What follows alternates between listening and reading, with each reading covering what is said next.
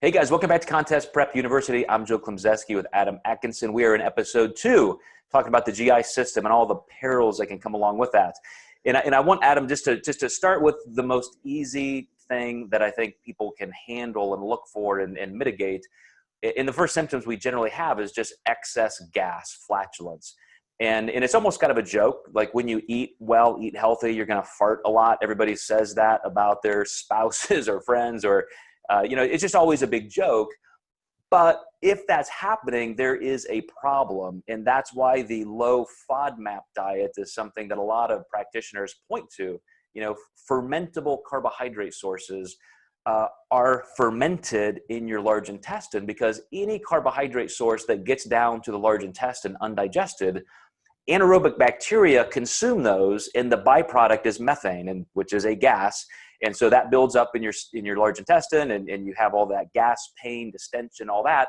But that is also what can lead to some pathology. That can lead to a spastic colon, that can lead to extra diarrhea and constipation as things are in flux. So if somebody came to you, Adam, and said, man, I am just feeling so bloated all of a sudden, and a lot of clients will send us pictures like look at my stomach, it looks like I'm 6 months pregnant. What's the first thing you tell them? Yeah, a lot of times, again, going back to food logs, but I would normally have the assumption they're probably consuming too much fiber. A lot of people are going to blame it on protein. It must be the protein. It must be the protein shakes, which could be true if that person has some sort of dairy allergy. But most of the time, they're eating way too much fiber, and that's converting to methane gas, like you said, and causing some issues, sometimes even some backup, which I'm sure we'll get into as well. Yeah, you really nailed the two biggest ones, and that's exactly what I look for. When somebody sends me a food log and I'm trying to figure out what's causing that, too much fiber, too much harsh vegetable mass, and specifically raw, because when you cook vegetables, you take those oligosaccharides and break them down into more disaccharide form, and they just become more digestible, so you don't get all that refuse stuck down in your GI system that will then create methane gas. But also dairy, for sure. I mean, there's no question that lactose, a third of the human population is completely lactose intolerant. A third has a varying degree of intolerance, and then for a third, it's okay, it's tolerated. So a lot of times I'm scanning right away for too much vegetable mass, raw vegetables, definitely looking at too much protein powder, but even protein bars, because some of them now, it's very in vogue to put all kinds of filler, very cheap filler fiber to have a high fiber, lower sugar bar.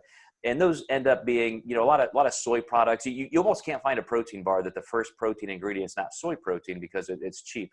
And that's made from a bean, a legume, which of course is highly fermentable. That's one of those jokes, Gas-X, Beano, things like that, enzymes to break that down.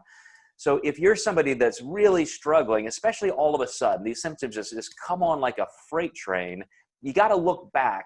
18 to 24 hours is how long it takes for you to consume something and for it to get down to the lower GI system and present those kind of symptoms. So a lot of people say, as soon as I eat this food, I get bloated.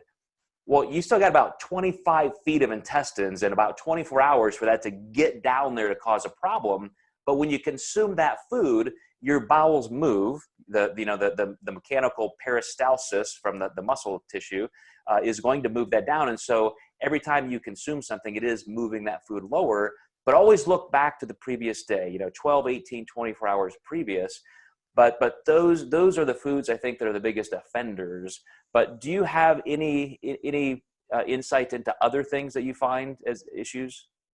Yeah, sometimes the more ingredients I see in a product, the more I'm going to look into that and maybe just simplify their diet. A great example is I had a client eating organic black bean pasta, and it claimed to have, I think, 17 grams of protein. But when I looked up what a cup of just organic black beans was, it was all carb. Mm-hmm. So I just really don't trust what she was eating. And I think it took about 4 days for her GI to clear off, but it was specifically that, because that was the only thing we changed in her diet. And it was a product from China. And I said, we just can't trust what is in this. Yeah, and even if it was just all black beans, it's again beans. It's something that is highly fermentable and very low digestibility. So this is an important first step. Just looking at these first kind of symptoms, because this is where it all starts. And in our next episode, guys, we're going to be switching over to some of the more serious symptoms and dysfunctions that you can encounter. So we see you next time in Contest Prep University.